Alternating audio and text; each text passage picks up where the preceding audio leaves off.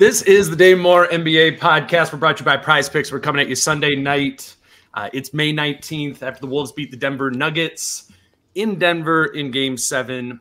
They are headed to the Western Conference Finals for the first time in 20 years. I'm joined by Kyle Tigey and right here next to me, Britt Robinson. We're trying to, I guess, recapture whatever we did after Game 4 when the Wolves won round 1 in Phoenix. Just because you're not right next to me and I haven't been talking to you for the last 20 minutes. Kyle, how are you doing? Wolves win. I don't even know where to begin. I mean, hey, cheers. Cheers to you guys. I'm sorry I couldn't be there for this one. I was telling Britt before we hit record, I got some personal stuff going on a good note. But yeah, I did a quick pod with Phil and Judd before this and kind of regret it now, but I just was bawling, crying. Because I'm a fan. I'm a fan of the Minnesota Timberwolves. I don't shy away from it. It's been a tough couple decades of futility, as Glenn Taylor called it. But that was the best sporting moment of my life, and that's sad if you're a Celtics fan listening in. But to see that team not only win a Game 7 on the road, but to win it kind of the same way they've done a lot of stuff this year, by poise and maturity and resiliency and togetherness. That, Britt, you've covered this team as basically as long as they've been around. You haven't seen a lot of those words be thrown around with a lot of teams you've covered before this one, right? Right. Well, not only that, but down 3-2, down 20 points in the third quarter. That type of resiliency is something you think you have, but you don't know you have it until you've achieved it. So the Wolves have talked that game for a while.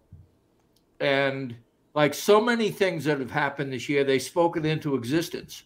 Ann has been saying that Cat will carry this team. If Cat's hot, he'll be the guy. Everybody kind of rolled their eyes inside and said, you know, but Ann has kind of spoken Cat's leap of composure into existence. He has something to do with it, if not a lot to do with it. I don't want to diminish Cat by saying that Ant did this for Cat, but I think the fact that he is. I think he just got that Carl needed that.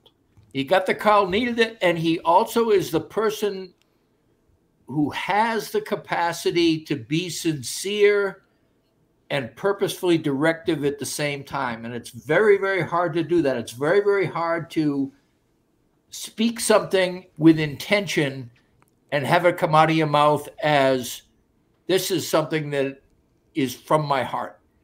And that clip you put up, Kyle, the other day after the Game 6 win where it was a team meeting and Ant said, you know, we've been on you. We told you this morning you need to make the right play. You need to make the right play. Mike Conley kind of reiterated that after the game tonight, and that you made the right play every fucking time. And the way Cat took it was even more important than the way Ant delivered it, because Cat didn't underplay it like, come on, or he didn't like gush all over Ant. He just gave him a quick little tap my heart to that, and let's move in for the old family chant or whatever. It was the perfect response. It was a mature response that didn't want to get too big in the picture and didn't want to diminish the importance of what Ant was saying out of the picture. It's the type of tone you set when you know who you are and you know what somebody is saying about you is a compliment you should accept and let everything move on. Cat didn't need to savor it. Cat didn't need to rebut it. Cat accepted it, moved on, and I thought to myself, man, if we got Karl Anthony Towns on a wavelength where he can be just a natural performer and not have a little critic or overlord or whatever goes on sometimes that stymies him, that messes him up sometimes, post-traumatic stress syndrome type situation. He's been free of that for at least a couple of weeks now, and the leap in composure is probably the most dramatic thing. I mean, we were talking about Ant's leap, Right. 2 months ago, and the leap in maturity that Ant made, and now Cat's come along and he's made a leap in a very, very different way. But both have addressed the thing that was most in their way.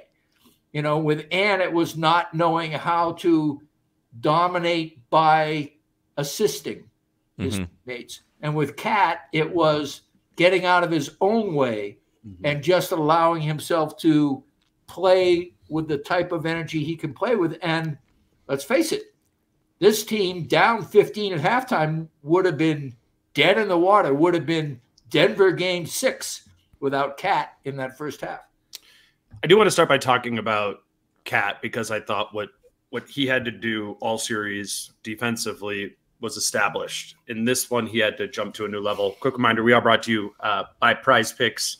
We got more basketball to come, so I'm sure they will have the lineups up on prizepicks.com or the Prize Picks app for game 1 of the Western Conference Finals that the Minnesota Timberwolves and Dallas Mavericks are in on Wednesday. So that's prizepicks.com or the Prize Picks app. Promo code Dane for a $100 sign-up bonus.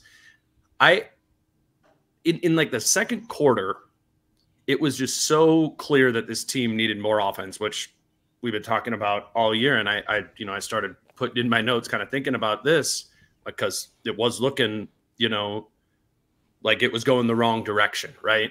And I was like, that I think that's going to be the thing that we're talking about going into the offseason. This team needing more offense. They were a definitively mediocre offensive team during the regular season.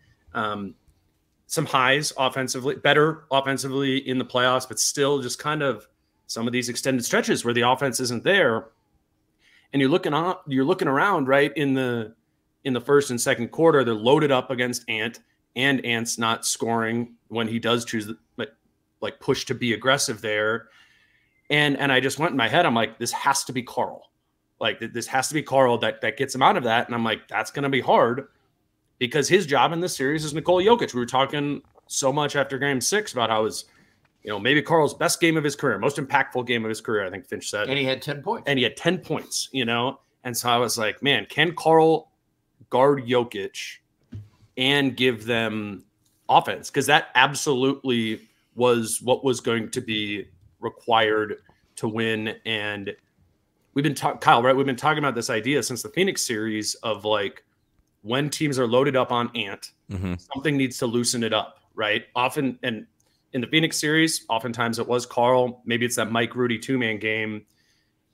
Given the way that they were guarding or not guarding Rudy or not paying him much mind, it just kind of felt like it had to be Cat. And I'm not trying to take away from Jaden McDaniels, who was actually making some of those corner threes to him on the swing, but you knew you needed something to go to. And Carl was that. They played through him in the post often. Again, kind of the third and fourth quarter there. Doesn't come up as a huge night on the stat sheet, but what did you think about what Carl was able to do offensively? I think when you both, I know you guys love to rewatch a game. I think when you both rewatch this game, you're pretty high on Carl right now. When you rewatch it, you're going to come away thinking even higher of what he did.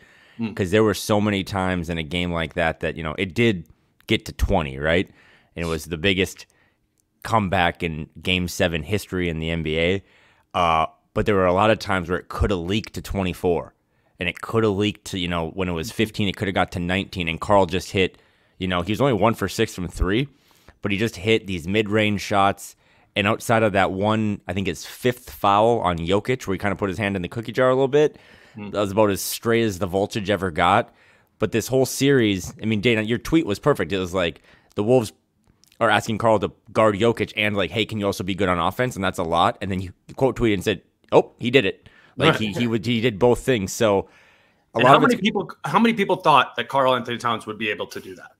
Well, I know Tom Thibodeau didn't, so to win it 3 hours after Tibbs got eliminated was real sweet for me, especially because the third quarter was a Jimmy Butler Corona commercial. So big day for Karl Anthony Towns and his haters. But he was just steady, right? I mean, we've talked about that in the Phoenix series too. Those bursts. It was a burst again tonight.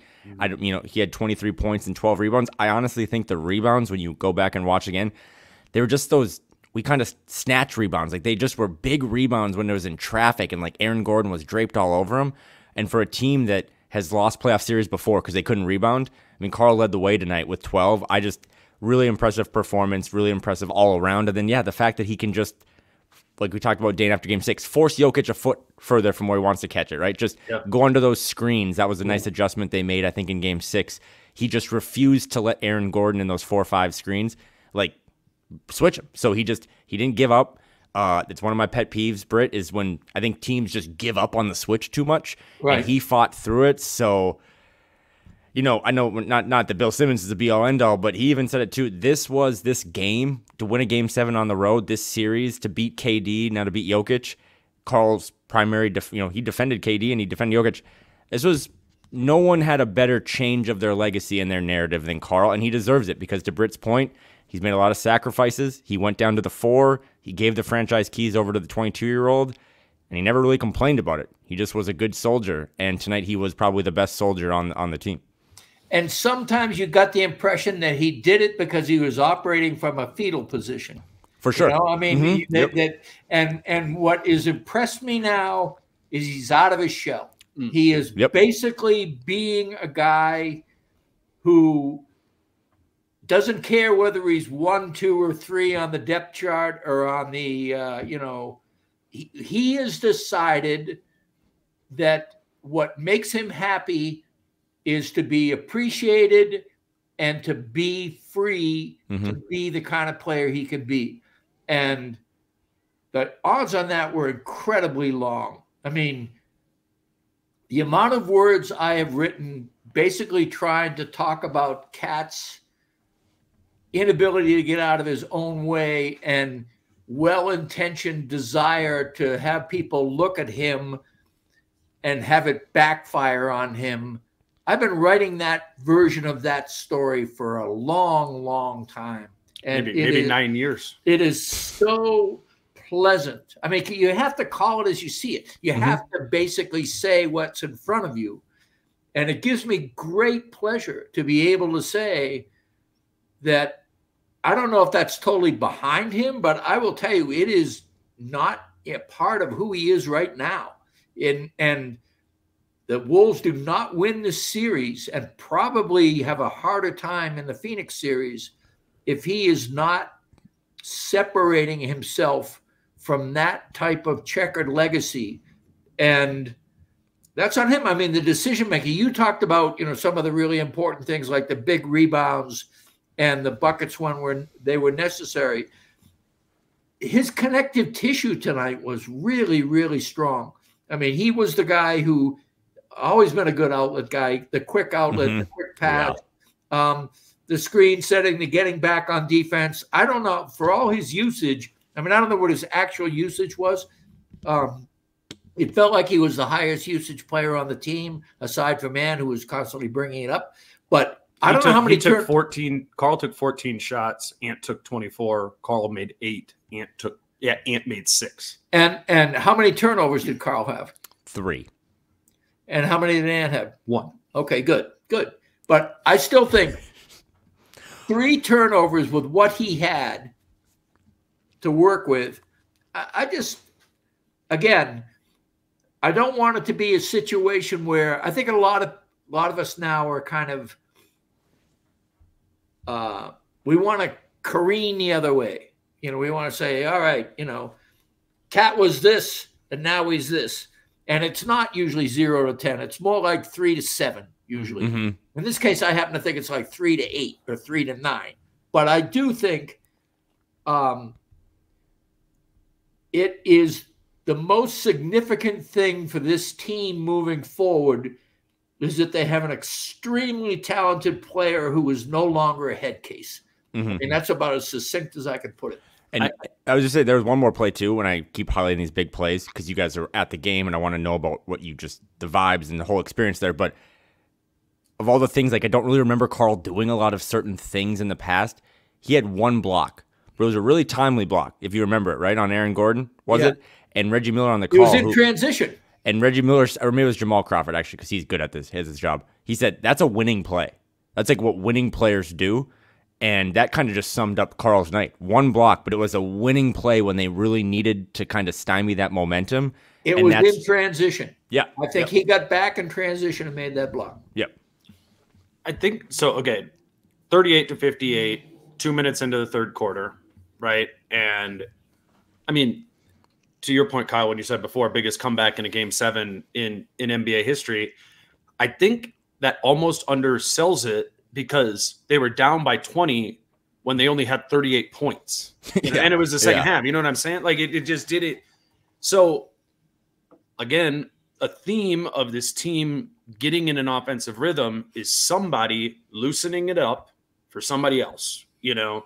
And it wasn't, I mean, Ant and Conley both had really bad first halves, but the being down 38-58, like they were in the third quarter, you needed Carl to get things going and then other people to kind of come behind that. And Ant and Conley, Jaden, and Jaden belongs in the bin of played well the whole game, but that kind of came with it. And that's kind of how this Wolves offense starts, right? You need to knock that first domino over, and then the other ones can start going. And they were knocking no dominoes over. Jaden was just hitting some corner threes in the first half, and like Rudy was getting fouled. I don't even know how they got to 38 at that time, because it was the worst.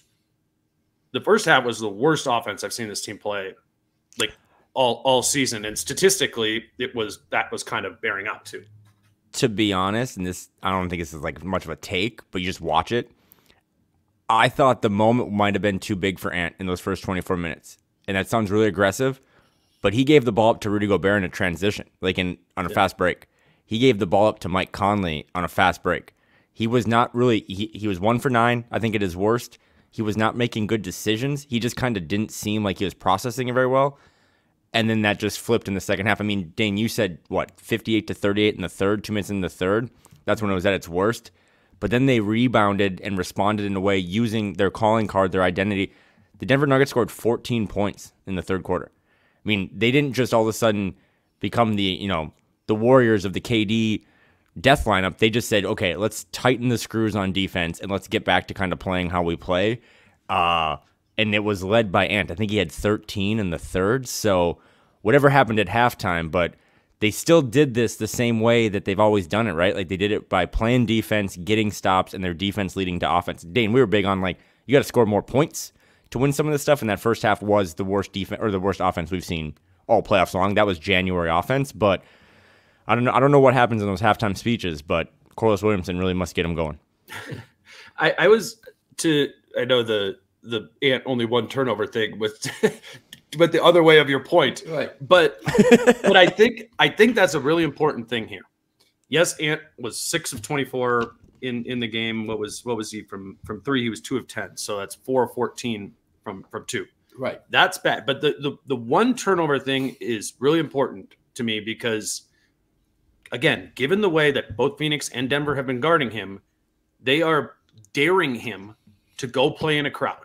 They're daring him to go play in a crowd and maybe get the ball stripped from him, make bad pass turnovers, which we saw against Phoenix, that's certainly in the regular season, got Phoenix going the other direction. If Ant has, 5, 6, 7, 8, I think he had 9 turnovers in game 82 against Phoenix. When that happens, can't win. Exactly right. And so I will give there was a weird passiveness there, Kyle, but he didn't start forcing it into the crowd just because they were backed by that, because that had Ant started doing that maybe in place of them playing through Carl like they did in the third quarter, I don't think this goes the same way. And there's such that temptation, right? To be like, all right, down by whatever, need to get it all back. Who's our best offensive player? Ant, just go. And I think, just periodically throughout the playoffs or, looking on Twitter and stuff like that, it's like Ant needs to be more aggressive, needs to go. Like, I think this game serves a great example of why I don't know if it's the way this team is built or Rudy just being in the dunker spot and inherently kind of in the way of Ant being really aggressive. It doesn't work for Ant to force it. Yeah. It will not work offensively for this team. So I would say, to his credit, at 22 years old and in a game 7, the temptation would be to play so much more aggressively and force more. And he didn't. He still ends up with 24 shots, right? And in some of these other games, he's had 40. He's had 40 in multiple games in this series, right? And in those games too, he wasn't forcing it. He started by, okay, they put 2 on me, get off it, get it back to me, or get it to somebody else there. So not the game 7 I think we were anticipating from Anthony Edwards, but he didn't lose them the game. Shooting poorly is not enough, was not enough in this game to make them lose. If he would have shot poorly and tried to force it more, I don't think you have the opportunity. I mean, Ant's graduated to that level now, and maybe you guys disagree, but if Ant takes a shot, I'm pretty happy with that possession. Even if they can get a little dicey at sometimes, but that turnover, Dane, to your point, because you had said, Ant's starting to attack when he splits those double teams, but if you've seen in this series, when he splits them and it's like not the tightest of handles, it leads to a turnover, and it's usually like Aaron Gordon and Jokic, and they get out in transition immediately. Like if he turns that ball over, splitting the double team, it's 2 points the other way. I think the one turnover tonight was he got doubled and tried to thread it across court, and KCP picked it off, but it was trying to find a corner shooter. That's not going to hurt you as much, right? So it wasn't. I mean, it was just a decision making in the first half that, when I said the moment was too big, that he just gave the ball to Rudy on a fast break. He just wasn't totally figuring it out then. But second half, to his credit, he made the shots when he had to, but he also led the team with 7 assists. I mean, no one was even close. He also continued, to your point, Dane, to not force it and still trust his guys, which is probably one of the biggest badges that he has earned, is that he trusts his guys even when they're not making shots. And they just reward him for his trust in the second half by hitting those big shots. What is fascinating to me is, first of all, I'm up in the rafters. There's a lot of national media here, so I'm way up in the nosebleed section. And Dane and I usually talk through a game, and if not Dane, there's somebody else around that wants, I want to talk basketball with as the game is going on. None of that was really happening up there. And so I was forming my own opinion of what was going on from a vantage point that gets you a X's and O's and, big, broad palette look at the game. And my narrative of the first half was that Denver really played incredibly good defense. Yeah. They dug down and they rotated. They reminded me of the Wolves. Yep. They were really basically hitting the second. They were anticipating the pass. They'd scouted the plays. They'd scouted the ball movement patterns. The Wolves weren't doing any cutting as usual. Around. And it basically was those situations where we all have linked these Wolves possessions where a team is whipping it around the horn and the Wolves are always there. That was Denver's defense in the first half. And so what happened was Ant was getting off the ball the way he usually does. And what usually happens, maybe it's the first pass, maybe it's the second, but there is a wide open jumper. And Naz Reid or Nah or Jaden McDaniels or somebody is hitting that wide open three. It wasn't wide open. And this time, sometimes it looked kind of open, so you understood why someone would say, hey, why aren't they hitting shots? But it's always one of those things when an opponent, it's what the Wolves do to other teams. When a team is flying around on you, you have a tendency to have it just encroach upon your shooting rhythm and your mindset just a little bit. And I really feel like Ant was getting off it quicker, but he was trying to set in motion a pattern that has been successful for this team. And Denver's defense took a lot of that away in the first half.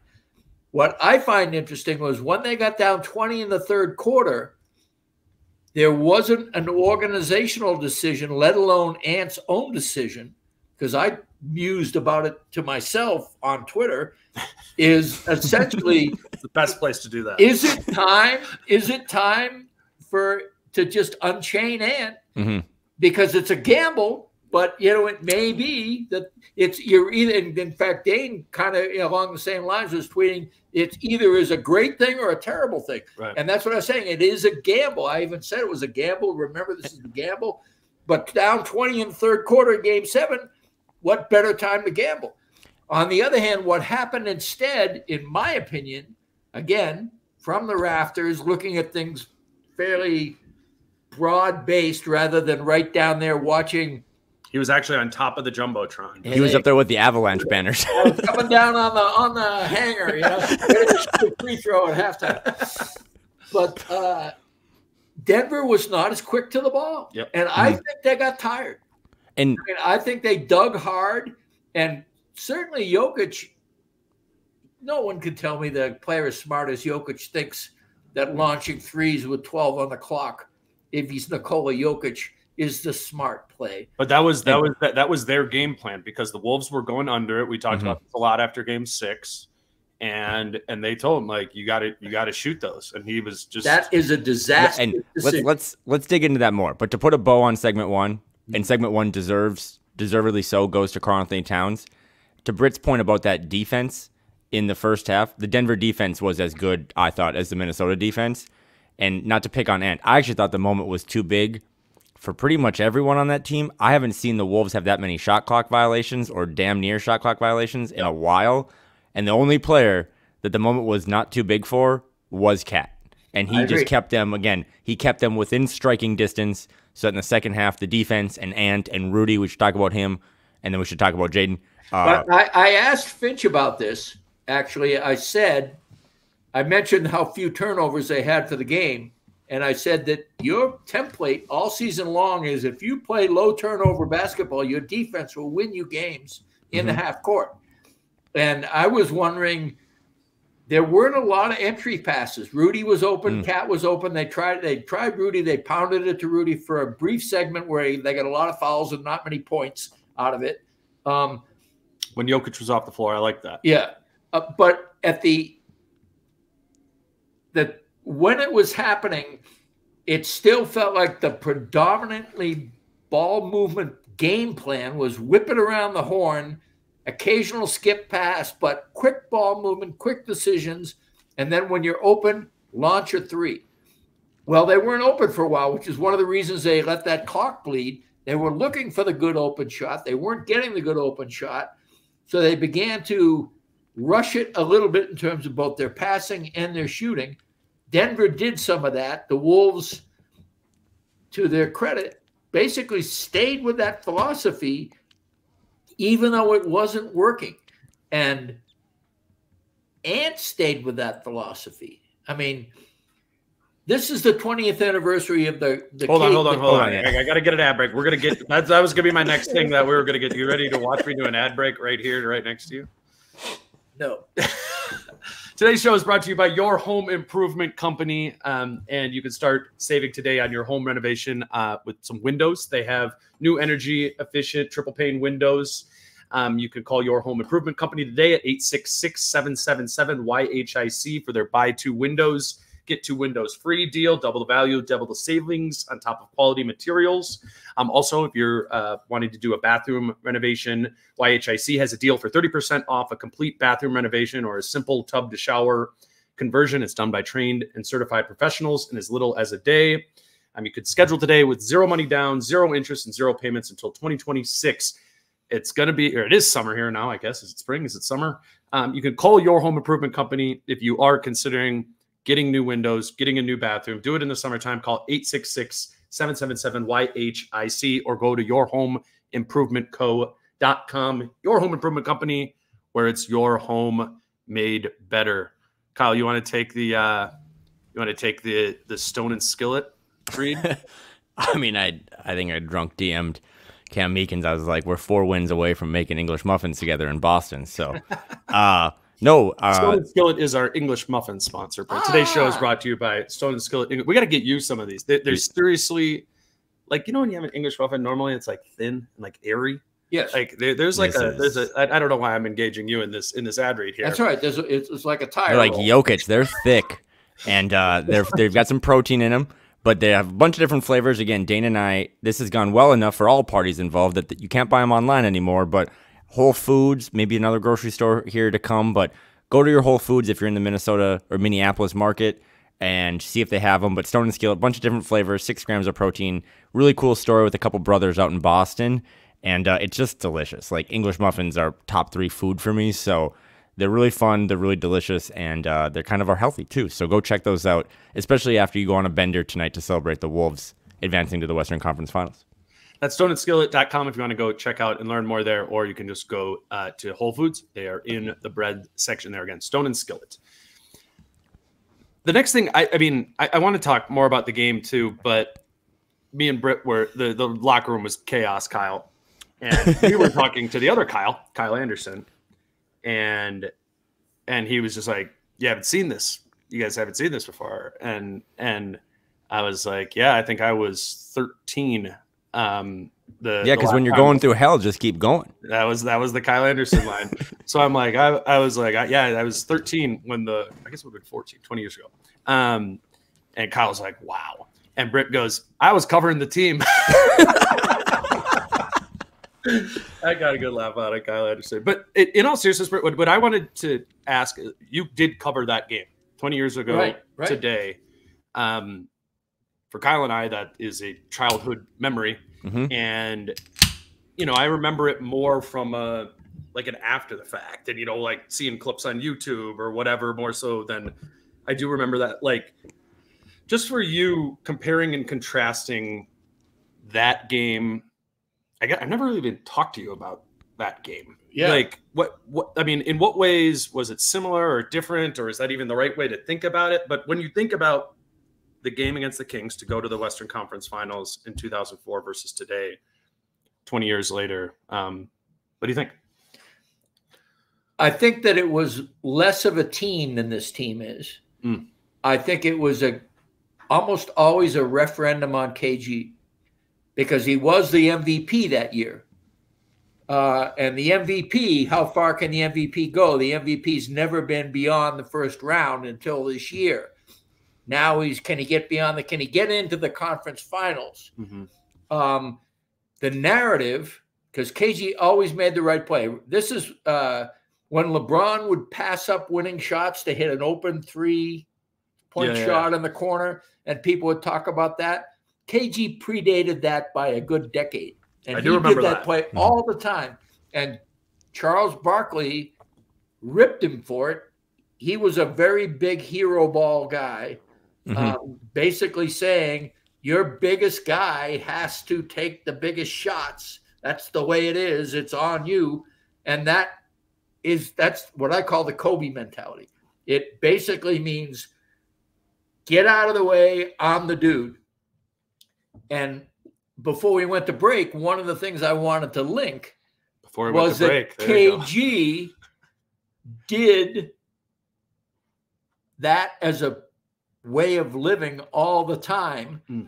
And Ant had an opportunity to break that. No one would have blamed Ant if he said, it's time for me to put my head down. God damn it. I'm the guy and we're down and this season is going away. I'm not going to let that happen. I feel like he almost knows it wouldn't have worked. Well, then kudos to everybody. That locker room remains, I think, I've gushed about this locker room that, whatever you want to call chemistry, this team has in abundance.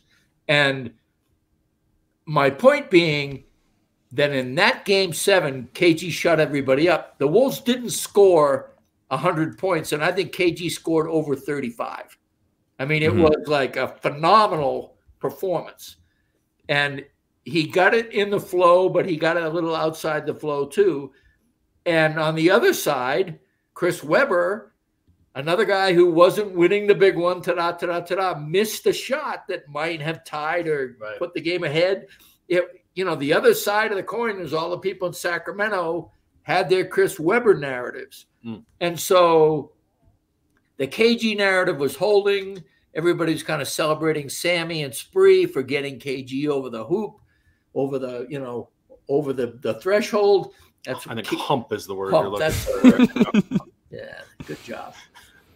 In that game, to Britt's point, on Kevin Garnett's birthday, he had 32 and 21. And those are video game numbers, but back then, in a game that was 83-80, those are like juiced video game numbers. That's what so 32 of the team's 83 points. And most of it in the flow of the game, as is KG's way. The way KG would seize a game by the throat was to play 1-on-2 pick and rolls perfectly, would be to grab the big rebound, would be to, engender his team in just a dozen ways. And what's kind of cool is that Ant didn't have a great scoring game, but he held to the principle that I'm the big guy, my performance matters. The game plan is that I get off the ball if I'm doubled, and my teammates will do the rest. That wasn't happening in the first half. He kept at it. It began to happen.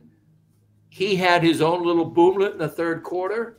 And one last thing, I'm talking a lot on this particular part of it, but the Finch fans came out of the woodwork, of course, when they're down 20. Never mind that it's game 7 in a team that, Vegas had picked for, 7th with a 48 wins or whatever. After this game, Ant gave like a 5-minute soliloquy that might as well have the Eucharist involved when it came to Chris Finch being fantastic. And this is the guy that's the next face of the franchise that all the people who want Finch fired revere. You gotta choose now. You gotta choose either that Anthony Edwards doesn't know what he's talking about and is being coached horribly, or he does know what he's doing. He's improving by leaps and bounds. Cat is maturing. Mike Conley and Rudy Gobert are intimate leaders in that locker room. And Chris Finch somehow knows how it all works. And just go listen to what Anthony Edwards said. I don't have the clip because we're literally doing this like right after the game, but I do have the quote. Okay, good. Ant said, I think this is the biggest thing. It starts with our head coach, Coach Finch. He comes in every day, comes to work. He gets there early. He's thinking of ways to get Ant and Cat open looks. He's thinking of ways to get Mike and Rudy open looks. He's thinking of ways to get Jaden involved. He's trying to keep Naz in it to get him involved. He's just a great coach, and he doesn't sugarcoat anything. If Cat's fucking up, he's going to get on Cat. If I'm fucking up, he's going to get on me. If Rudy's fucking up, he's going to get on anybody that's messing up throughout the game. And I think that's what makes him the best coach in the NBA to me. Because no matter who it is, no matter how high up on the pole, he's going to get on you from start to finish. And it starts with the head of the snake, and he's the head of our snake. We all look up to him, listen to him, and he does a great job of making sure we're ready to go every night. And that's why, Britt was on this early. And it's no shade whatsoever. We don't need to throw any shade or comp which team is better, the 03-04 team or the 23-24 team. Flip Saunders was one of the best basketball people that I ever knew growing up. But when Britt said that Finch is the best coach this franchise has ever had, he was right. And it's easy, right, Dane? You're really good at this. Like, it's easy to see X's and O's and be like, I would have done this. I would have called this ATO. I would have had this rotation. But a lot of it in 2023, 2024 is managing personalities. And Britt said that that's a really cohesive locker room. I think it's because there's a lot of good guys in there. But I still think the chef of all that, Chris Finch, they haven't done anything yet, but this is a little Popovich Duncan in terms of, you can be hardest on your best player, and that just kind of reverberates throughout the roster. And Ant always talks about how hard Finch is on him and his willingness to be coached. Like, that is something rare for a 22-year-old who has a movie in his shoe and has a lot of smoke being blown up him to be like, I'm still willing to be coached. And that relationship is just, that is really, really special to see. So I also want to say, I think two things can be true. I think he does an elite job at everything Ant just said there. I do think as my mind goes to the next series, and we'll preview that on Tuesday or whatever. But it's important to remember how bad the offense was in the first half. Mm-hmm. And it's important for the coaching staff and for the players. And it's always kind of hard to know exactly how that baton is passed. But the offense can't do that. You can't play offense like that. And if they're going to go to the NBA Finals.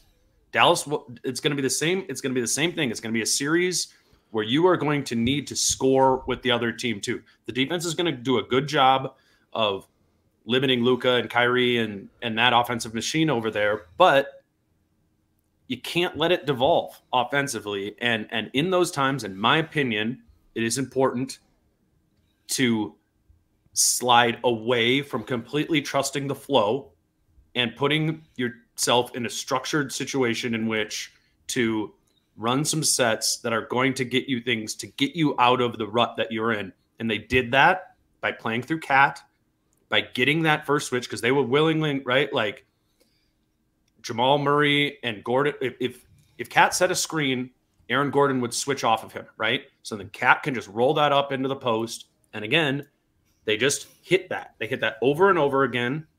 And they played off of it.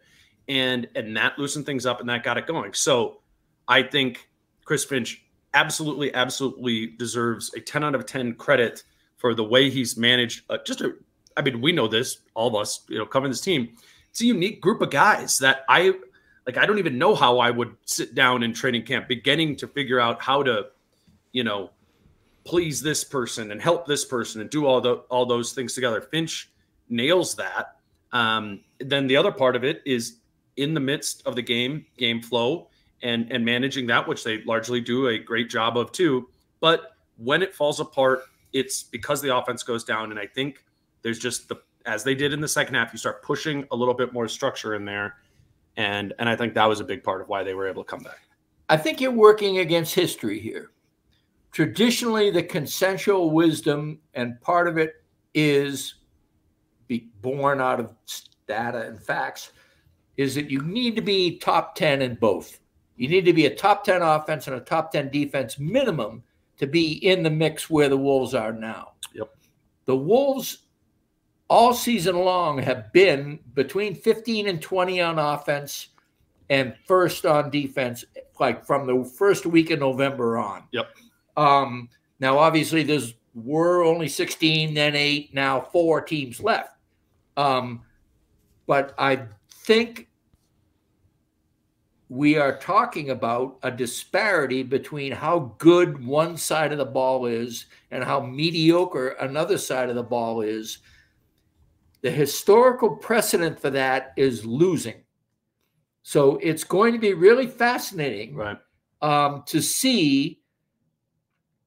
And Chris Finch, by the way, has always been undercut by his offense. He basically said, and I think he said it fairly confidently after the All-Star break, we need to start being a top 10 offense. Mm-hmm. Mm-hmm.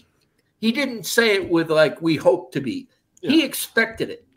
And I actually think that the Cat injury and the Naz implementation improved the offense in some ways and gave them answers. And they were still not a top 10 offense. They were a top 10, I think, that crept into it at different 10-game segments, depending on how you wanted to deal with it. But really... Well, and you needed to become a top 10 offense with Cat, too. Mm-hmm. So it was like... The offense was better then too, but then it was like that was the bringing him back, and it's like, but I guess the other side of the coin was if Carl was able to come back and do the Naz stuff, and that was the point, and it almost worked that way. Yeah. But it's still, as you say, it's something that is on the table as a referendum. Mm-hmm. Can a team be so good on one side of the ball? It's kind of like quarterbacks. The philosophy is great quarterbacks win Super Bowls. Can a game manager of a great defensive team, a quarterback that is just, go along, get along, make the plays, get first downs, eat some clock, can they win a Super Bowl? And that's kind of what the Wolves offense is. They're a game management. My question to Finch was, you wanted to just basically lower the turnovers, keep the turnovers down so the defense doesn't have to contend with transition. Mm-hmm. And if the defense doesn't have to contend with transition, yeah, a mediocre offense will win you games. That's how good this defense is. But you've got Karl Anthony Towns and Anthony Edwards, and you say to yourself, a pick and roll between Rudy Gobert, one of the best in terms of efficiency anyway, on paper, one of the most efficient high rollers. Mm-hmm. Mike Conley, mid-40s. Yeah, they have the personnel to be a good offense. The mind boggles as to why they can't be at least top 10 offense. Mm-hmm. And I don't know if it's because of this Siamese twin deal with a great defense, and they have to play a certain way, and that somehow influences the offense. But it is an interesting quandary that everybody should to some extent hop on if the Wolves don't make it even to the finals. I mean, if the Wolves lose to the Celtics, who are top 5 in both of those categories, the top 3, I think. Yeah. So I mean, that's no shame there. But if they don't beat Dallas, and one of the reasons is because their offense can't get out of its own way and actually hinders the defense, well, that's an interesting narrative, and it's the narrative you were building when they were down 20 in the third. For sure, in my head, I definitely was. Right. And to the Trent Dilfer analogy of a game manager, that was also 2004, right? I think so. 3? Seven turnovers tonight. Yeah, despite a really impressive 24 minutes of defense from Denver. But Dane, if you don't mind, quick, just let Britt and I play a little 2-man game here because I want to put a bow on the importance of May 19th for a corner like Jaden McDaniels for a fan. Yeah, you'll hit it. I was at Game 7 when the Wolves beat the Kings back in 03-04. Back to you too, yeah. And I think that's why I'm here now. Like that was such a moment that you have moments in your life that are just so big that just kind of change your life. Like that's why I do this is Game 7, May 19th, 2004. To do it again today, the difference between, again, we don't need to compare them. They don't need to be one better than the other. But Britt, you'll know this. In 2004, Dane, like Britt was in our top 8, right, on MySpace. Like we didn't have a community back then. We didn't do live pods. We didn't have all this this connectiveness. We didn't have Wolves Twitter. And to me, that's what makes this really special is that there's just this group of people. I mean, you guys were there tonight. I got to know now. Yeah, man, so many fans. I mean, there were let's go Wolves chants on the biggest defense or the biggest offensive possessions for the Nuggets. Right. Like that's crazy. So for these great how they would every time out they would like come with it. They'd be like, okay, every Wolves fan is there. We're gonna do let's go Wolves. And then like the ball arena, like the Nuggets fans would just like come in with booze, but it kept coming. It was, I mean, we talked to Naz about that after the game, and he was just like blown away by that. And I'll get off my soapbox and I'll stop making it a Hallmark card. But as soon as that final buzzer, man, like I didn't want to go to Denver tonight. I just wanted to watch this by myself in the dark, and I just cried. Like I just cried because this team has been so much different than so many other teams that I've covered, and Britt, you've covered them all. But just everything about this team is something that you can kind of feel proud of, to cheer for. It's a good group of guys. It's a really good coaching staff. It's a really good front office. And then that sense of community, right? Like, Dane, we saw those people show up to Falling Knife and to Dual Citizen. And one of the smartest things you've ever said, and you've said a lot of them basketball-wise, but in terms of vibes, your favorite thing, it's not, you don't have to be embarrassed anymore to be a Timberwolves fan. Like, you can wear your jersey and your hat and your shirt and, go and passing on the Skyway and just say Naz Reid. And that's a code for a certain group of people. That's a club that you're in now if you just say Naz Reid. So I'm just happy for the fans. I know I still want to talk about Rudy Gobert, by the way, because I thought he was maybe the MVP of this game. I'll explain why. But I'm really happy for the fans that have waited 20 years to see this thing happen again. And it's a basketball state, man. No offense to hockey, but this is a basketball state. Absolutely. No, absolutely. And I think I think this happening 20 years to the day afterwards, being Kevin Garnett's, I mean, it does. This is what movies are made of. This is literally what movies are made of. Speaking of this is what movies are made of, like that was KG's 28th birthday.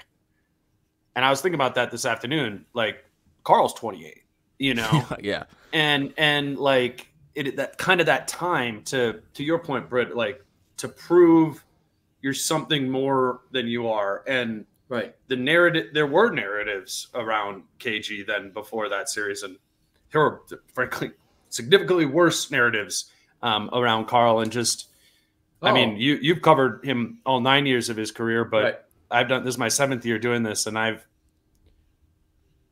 seen all of those things, and honestly, plenty times where I got the point in my head where.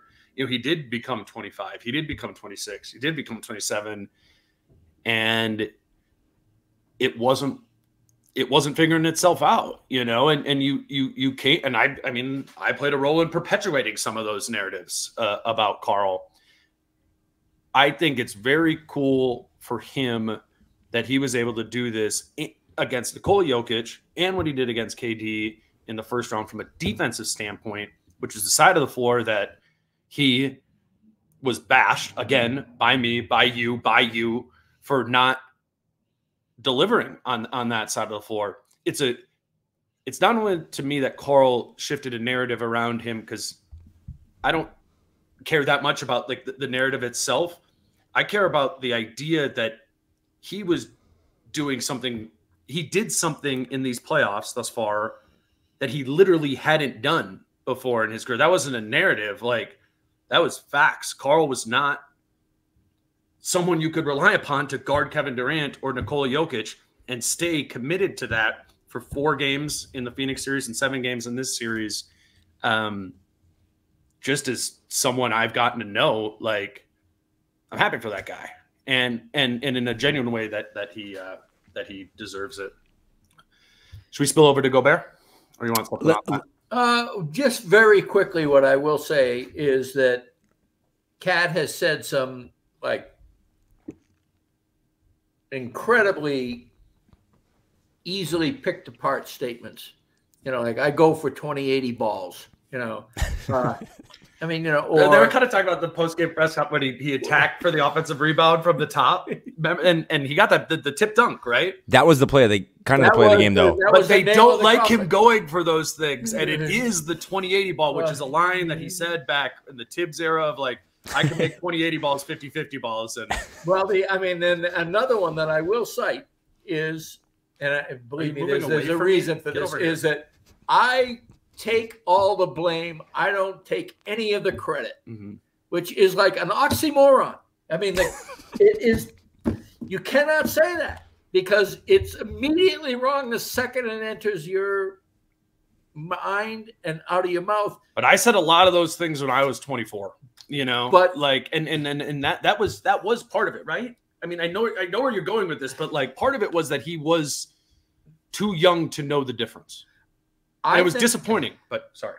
I just think a lot of it has to do with the fact that he was searching for a way to belong to something. And then, I mean, the Jimmy Butler stuff happened and the COVID stuff happened. That eats away at 2 totally different segments of your psyche. I mean, the mother you revere and the teammate that was coming in to help develop you, and with the tacit and sometimes not even tacit, aggressive approval of the coach, is instead ripping you apart. It's just mind-boggling. And then Gerson Rosas comes in and basically builds him a statue and says, this guy is like everything to our team. This guy is trying to figure himself out, and everyone is defining him in really, really melodramatic ways.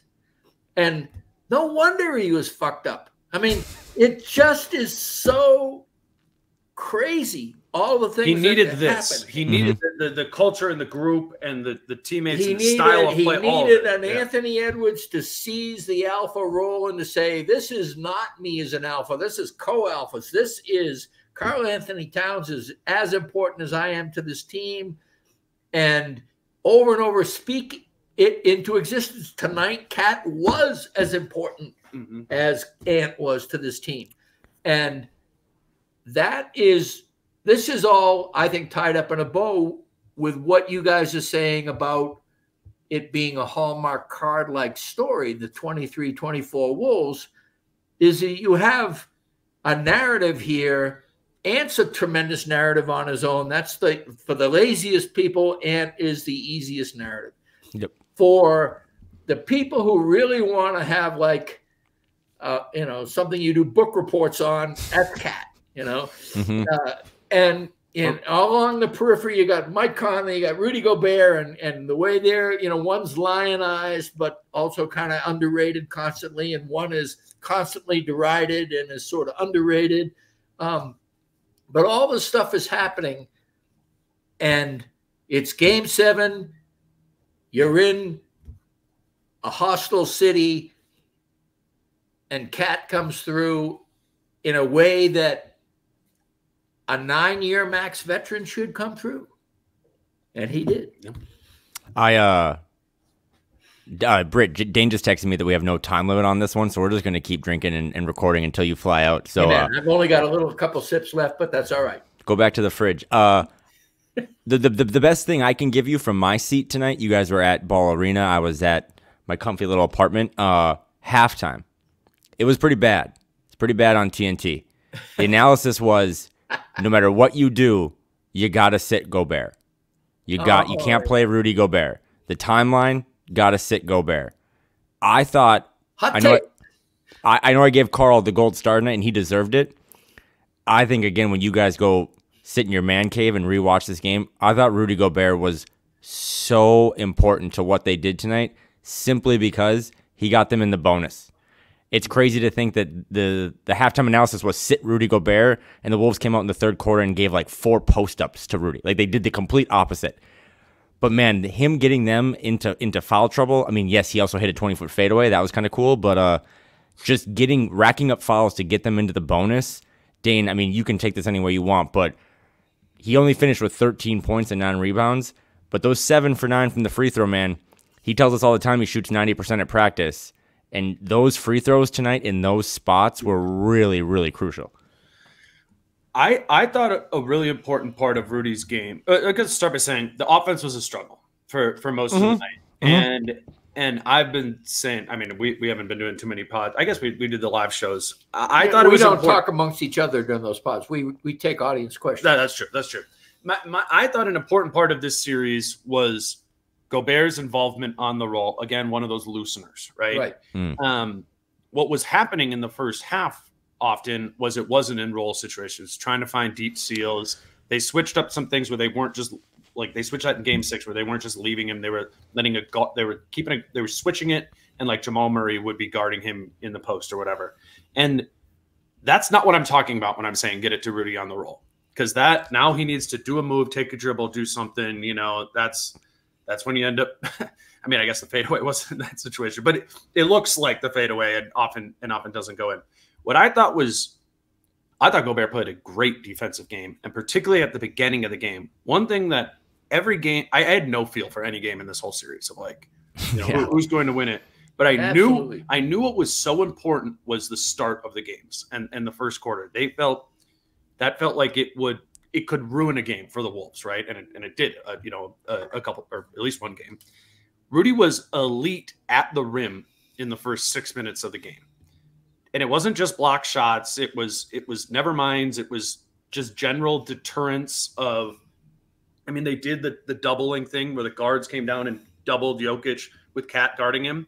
But when Rudy is lurking amidst a double there too, the only thing you can get to if you're Denver really is like a skip pass kick out 3 because the cuts aren't there. And I know we all watched a lot of Denver during the season. Like what would happen when teams would double Jokic in the post from the top with a guard is that's when Gordon would get down the lane for dunks and cuts. Michael Porter Jr., we think of him more as a shooter, but he really grew as a cutter this year. And he's, 6'10", 6'11", or whatever, and could do that. I think Rudy's job defensively in that role, which is not guarding Cat, was huge, particularly at the beginning of the game, in that it didn't allow the Nuggets to put them away, in the first quarter. I just want to talk a little bit about I didn't watch halftime, but I know enough about it to know that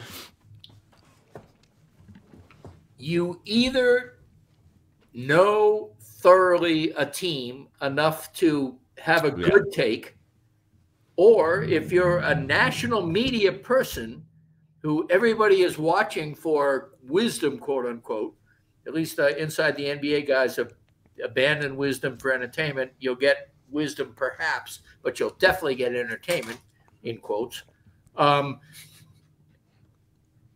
Essentially, what these guys were doing was hot takes. Rudy Gobert sitting is a hot take, and it's going to have half the people immediately agreeing with it because Rudy Gobert is out there in the ether as somehow not a good guy, as somebody who like does things that are not, he's not culturally appropriate, or he's not athletically appropriate, or whatever. But if you say, let's say that the way to turn this around is to get rid of Rudy Gobert from the scene right now, that's a hot take that if you're a calculating person who needs to hang on to their Q rating, then you say that. But if you watch the Timberwolves, you wouldn't have said it in a million years, because it's never going to happen, A. Yes. And B, it is a dumb thing to say. And so it just, when I worked for SI.com, I had to do power rankings. It was the best thing I ever did, because I had to know all 30 teams every week. I had to say something original about them. And I got to know a brethren of people who do power rankings, and the ones who do them well. John Schumann at NBA.com I'm probably his most loyal fan, because when I was doing it, he was doing it better than I was doing it. I always want to give him credit for that. But there were people who had the power rankings and had really smart takes about 6 teams. And about 24, they had shit takes. And you could tell they mailed in. They liked watching the basketball that everybody was talking about. But they didn't like to watch the basketball that needed to be watched for them to be good at their job. And so everybody who said that Gobert should sit in halftime is a lazy person who doesn't understand one of the teams that they're supposed to be talking about in Game 7 on a national network. They don't know what they're talking about. So whoever they are, Well, I mean, and that's been pretty apparent throughout. We talked about this. But again, no. I'm not saying that to detract. I'm saying one example of that has been in this series that people think that Rudy Gobert has been guarding Nikola Jokic. That's right. Even the local media. Yes, and so, I mean, I've gotten to the point, obviously, of appreciating Rudy, because how you appreciate Rudy is to watch him every day, right? And to understand the compounding positive impact of that over and over again, and then you begin to understand what others don't understand, and it is a unique value that he has, and sometimes, and he comes with a cost. He comes with a cost, like. There's the fumbles and all that stuff. Like, there's going to be a time in Anthony Edwards' career where he's going to average 35 a game, and that team is not going to have a center sitting in the dunker spot. Right. There is an opportunity cost to your offense of having Rudy Gobert on it in specific ways. You look at it, the offense is overall better with him on the floor. Obviously, he's a good screener. They get into other things, but then he can't have that night like he had tonight. Who?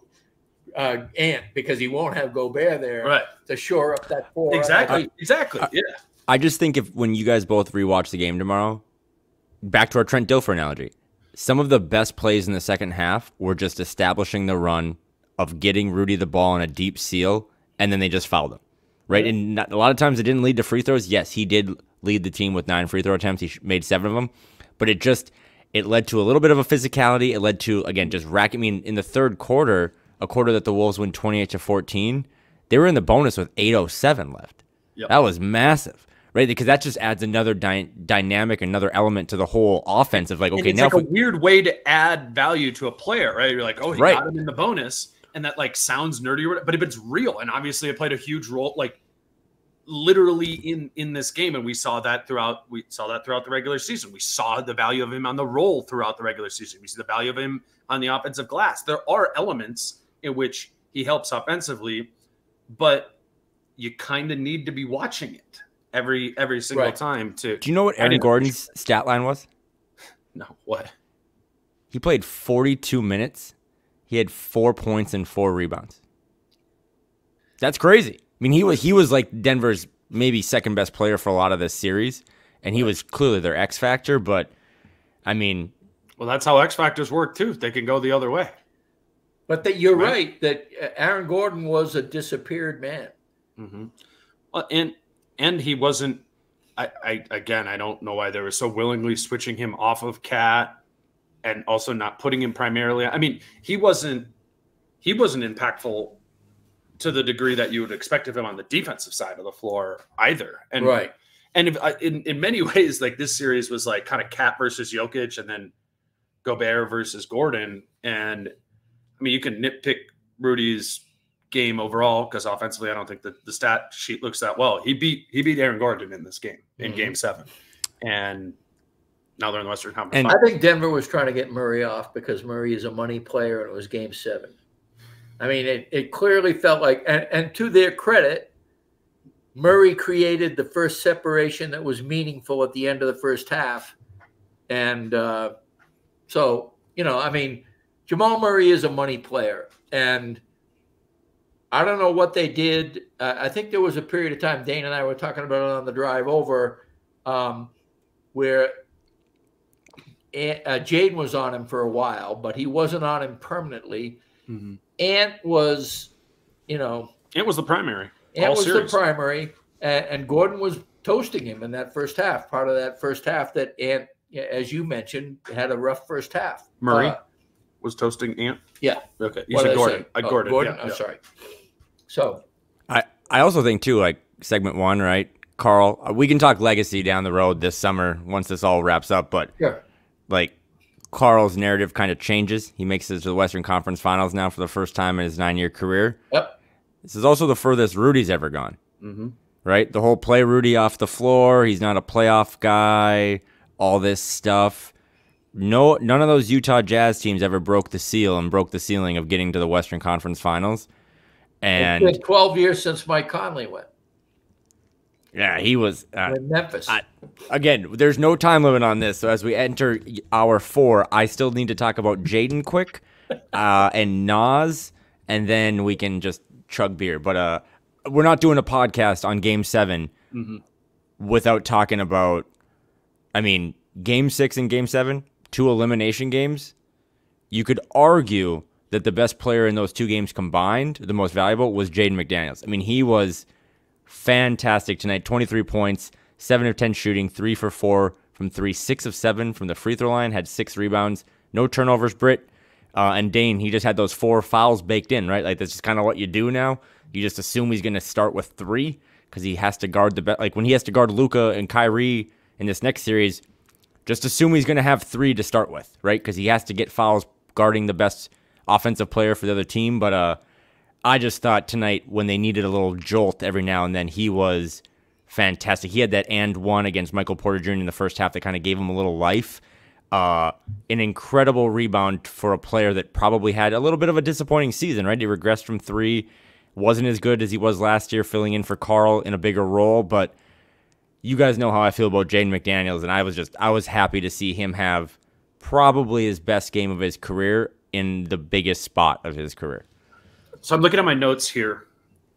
4th foul on Jaden McDaniels 2 minutes into the third quarter. Yep. The score was 2 minutes into the third quarter, 38-58. That was the 20. And they didn't sit him. Exactly. That's what I'm saying. So a big part of that coming back, and they get it to just a couple of my notes, 50.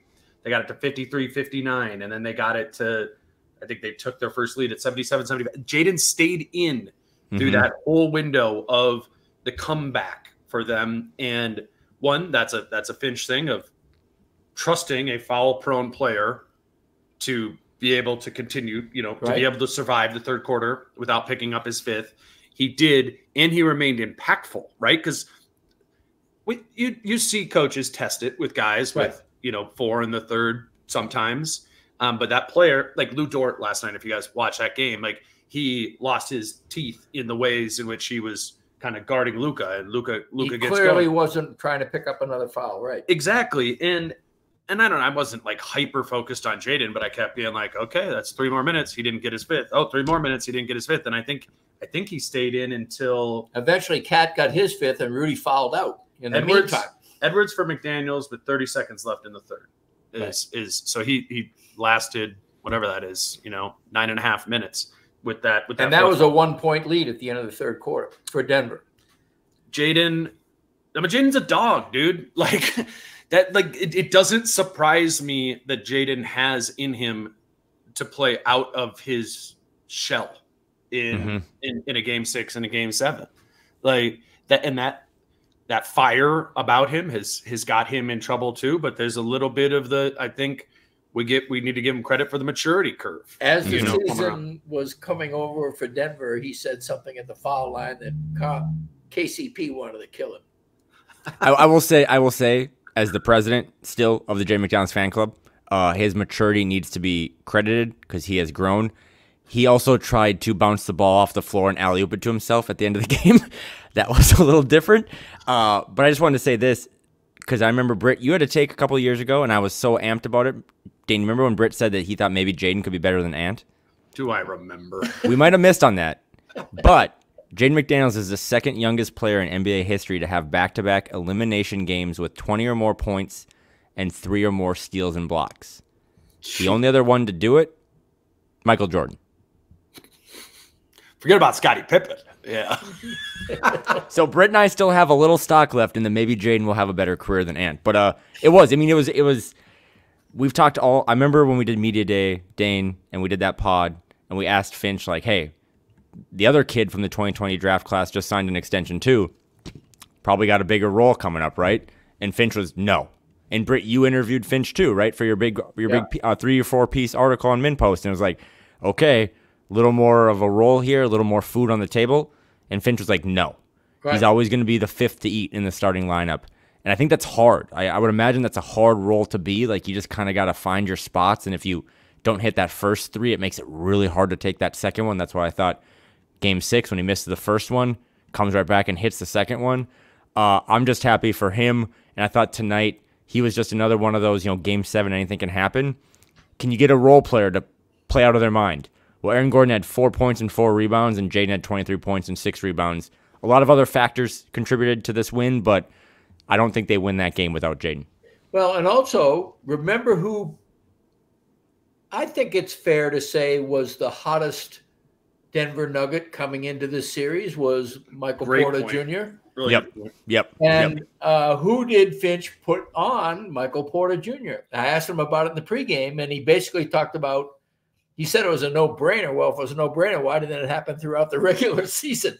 But, it was a crazy adjustment. I mean, we all know this. Jaden, I mean, what would you guys say? 95, 98% of the time guards the opposing point guard. Right. I mean, it is. I remember always, like, in the first quarter, I'm like, whoa, Jaden McDaniels isn't guarding Tyrese Maxey or whoever. He always takes that. And I had that same reaction in game 1 right away. And Jamal Murray was surprised about it too. Remember the mic'd up? He was like to Ant, he was like, "Oh, you're guarding me? Like, this is going to be fun." Because Jamal Murray, like everyone else, doesn't want to thought that it was going to be Jaden McDaniels on Jamal Murray. Right. And I mean, that's Finch trusting Ant to be able to do it. I would have not. That's not the path I would have gone. Obviously, I was wrong. And they put him on Michael Porter Jr., which was the guy that, when I was previewing this series, was one of the players I was most concerned about, kind of low-key being like a dominant killer in this. And he was high-key a killer of the Nuggets. Well, I mean, he had a terrible series. Speaking of killing, it's like where can you move over here? You keep running away. That's all right. People know, they've seen me by now. They certainly are hearing me. Hopefully.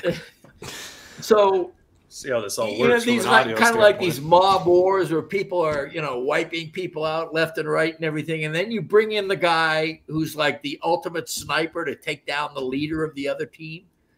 That's Jaden McDaniels. Jaden McDaniels usually comes in and is like, the guy who takes away the other team's best option, the leader of it. And most of the time, that is a combo guard or a wing or something, which is to Dane's point. Michael Porter Jr. gets his points in the margins, but he gets them at very important times, and he's incredibly reliable when he's needed to get those points if he's open.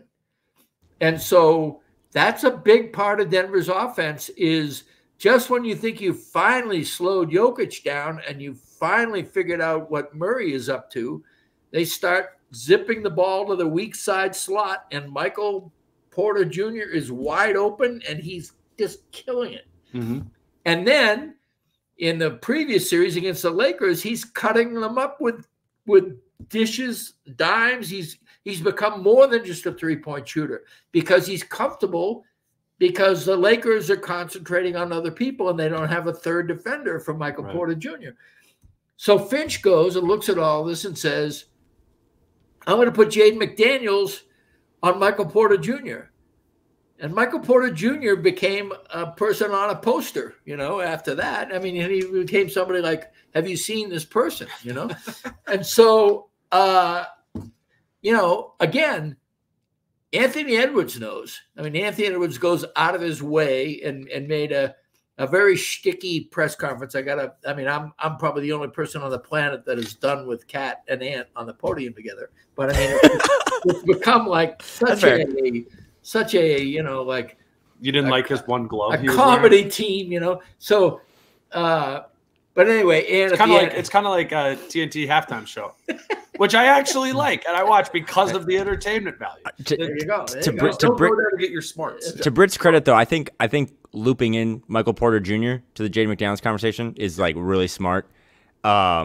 Michael Porter Jr. in those 5 games against the Lakers averaged 22 points on 55% shooting, 49% from 3, and had 8 rebounds a game.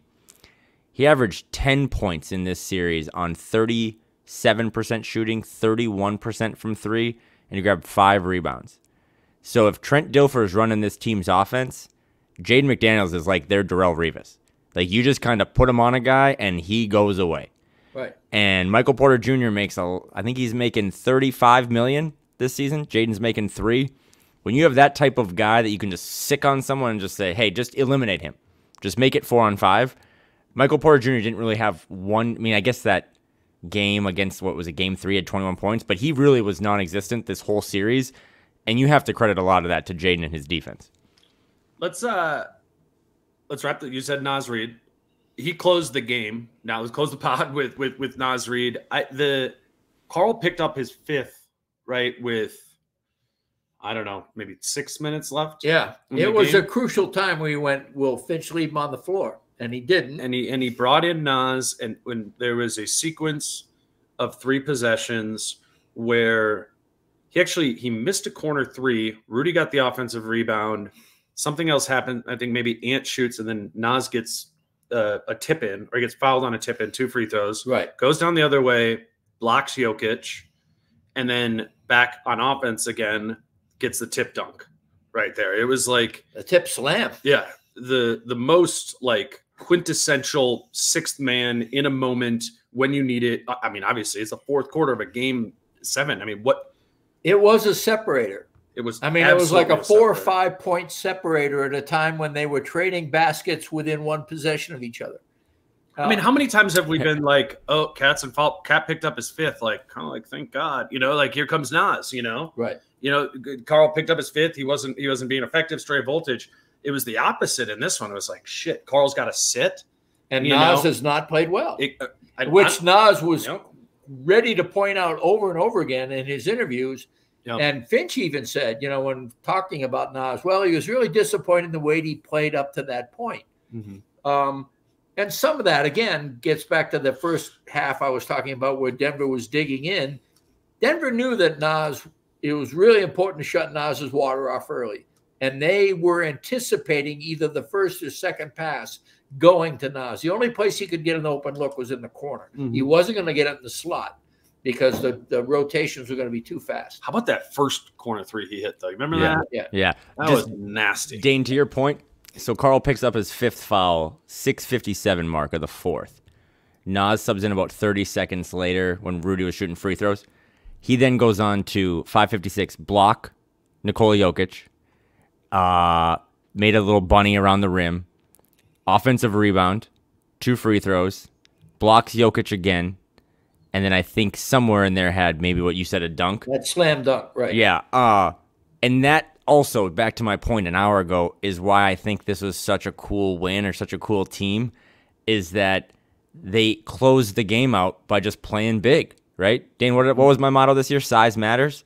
They just said, okay, we got to sit our all-star power forward, and then we'll just bring in someone who is, I mean, Dane, we were pretty honest, right? Like, he got cooked a little bit by Jokic earlier in this series, and I think Naz would say the same. He blocked Nikola Jokic twice in like 2 minutes. That's crazy. And for them to just be able to recycle, like, okay, if you got to sit, we'll bring you in, and kind of next man up mentality.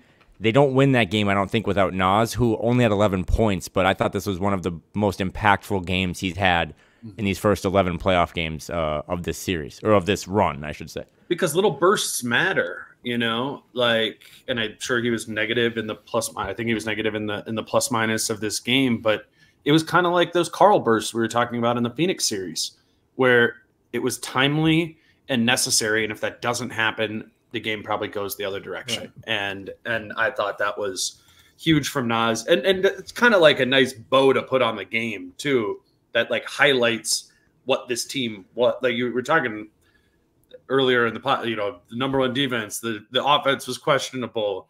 Naz Reid comes in and does it. I mean, it was kind of a season or kind of a game that was a microcosm of the Wolves, whole season, and wrapped up. I mean, man, I just, how about them? There was only 2 close games in this series, 1 and 7.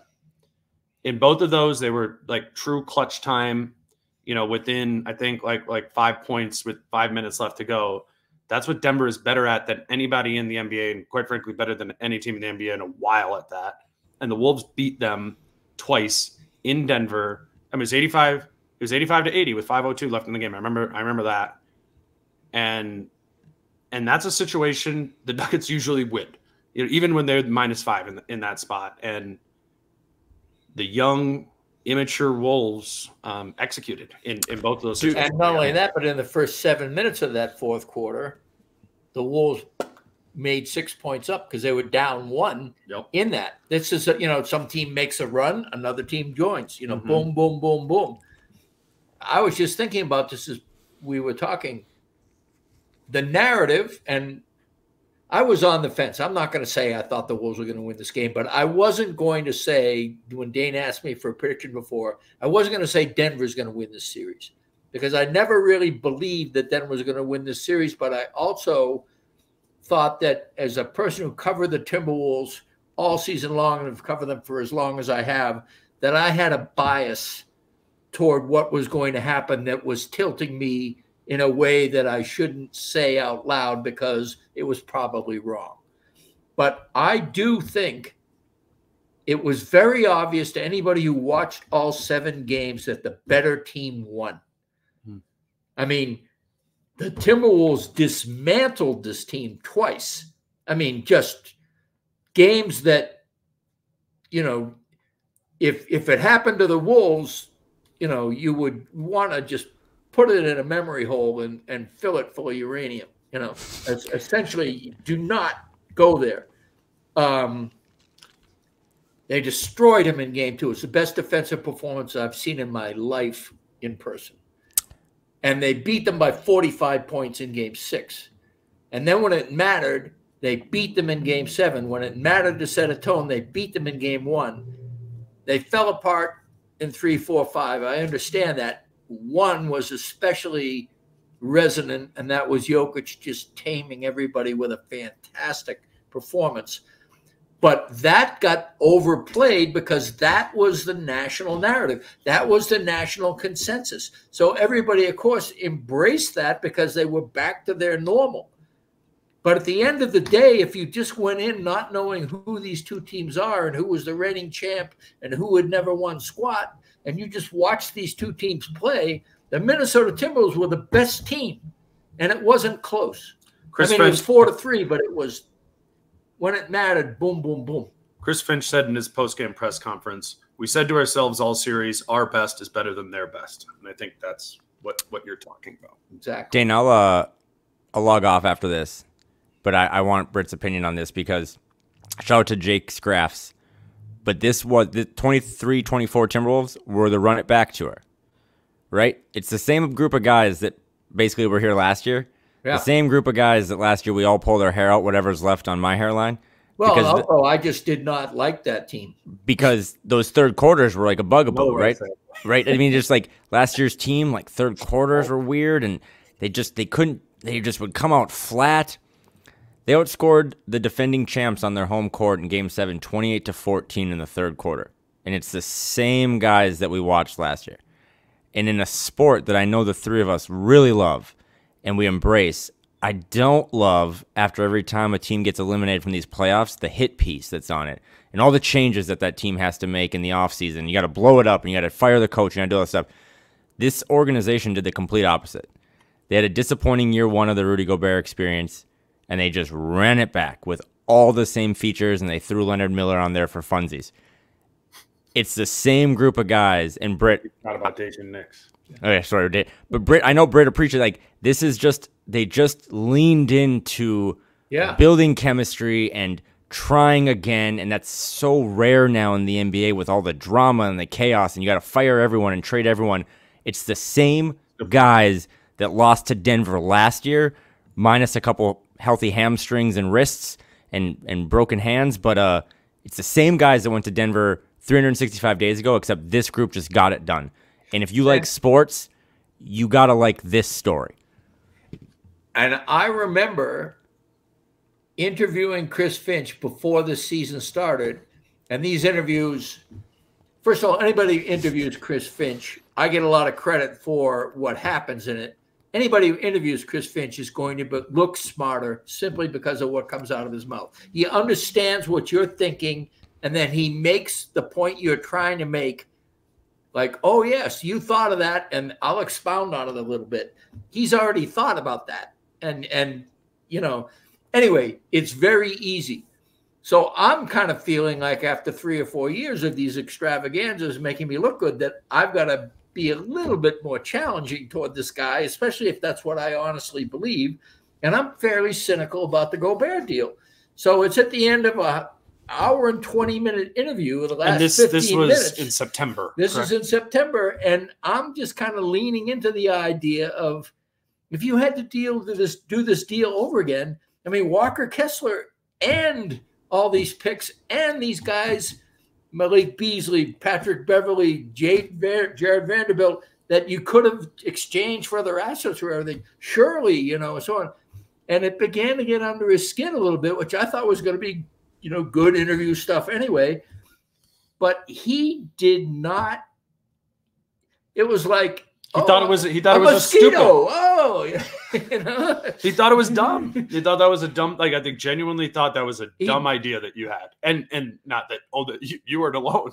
But that is my point exactly, is that I was being like this confrontational guy because it was really what was in my heart, is that I didn't think this was going to work. Dane and I had done podcasts about it where I was saying, I was kind of on the fence. I understood the reason for it. I was initially optimistic because it's quite a talent and amazing things could happen. And then I saw that it didn't work out very well. And I just didn't see how it would work out. And so you got to come at somebody with that at the end of the interview. But the way he handled that was like, no, you know, I mean, there wasn't a big debate about this during the offseason. This wasn't anything where we were feeling on like, the fence, I mean, it's like, we are totally convinced this is going to work. And that's what flipped. I mean, I've always been in Finch's corner, but that is what flipped me over, the Mike Conley deal. And then what he did again with Monte Morris flipped me into Tim Conley's side, is that these guys never flinched, not only never flinched, but I think kind of thought to themselves, well, let's just see what happens. Mm-hmm. You know, let's see if you guys are right or we're right. We're ready to see this happen, you know, right. And we saw. Kyle, I think that's probably a good place to wrap it. I'm actually thinking about, as you say that, I remember me, Jace, Frederick, and Chris Hine did a podcast after Game 5 when the Wolves had gotten eliminated, and it was basically for all three of us our time to kind of admit out loud what we've been thinking the whole time, which was like, I don't think this was a good idea, which you know, that would have been May of last year, then September, you know, right. Finch and the Wolves organization and the front office has the summer and ran it back to your point, Kyle. And it's the Wolves winning this series are a good example of how the people actually running basketball teams and coaching basketball teams know a hell of a lot more than we do. Except maybe the Pistons. and oh, we're doing an and. Okay. the Finch and Conley bond, you might have thought, is that really, they're fawning all over each other, but they both have long-term deals. Mm-hmm. What else are they going to do? They never didn't have each other's back, and they never let any daylight in that would indicate that they did. Right. They were always highly in praise of each other. And if you want to talk about, ownership aside, that's a whole other can of worms. But when it comes to front office and coaching staff, that is a key part of any franchise. And those guys are not only extremely good at their job, but they're also on the same page. I sent a lot of tweets this year that ended with, "We've come a long way, friends," just comparing this season to other seasons.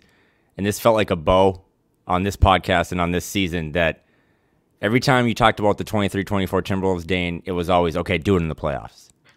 And this team has done it in the playoffs. They have reached the same heights that the best team we've ever known has reached and the best player we've ever known in Minnesota has reached. And if you wake up on Monday and listen to this, 90 minutes of Dane, Britt, and Kyle, just enjoy this. Tuesday, Dane, I want you to preview Mavs and tell us all the stuff we got to look at. But for 24 hours, you should just enjoy this. Because a lot of people, Dane, to your point originally, watch these games in the dark in the basement, and now you can watch them at Falling Knife and at Dual Citizen and with your friends. So this is a cool moment for Carl and Rudy and Tim Connolly and Glenn Taylor and Alex Rodriguez, but this is also cool for fans. And I hope that they get to wake up on Monday and take a sick day and just really enjoy this one, because this is the coolest sporting moment of my life, as sad as that is. But this was up there. So I appreciate you guys having me on.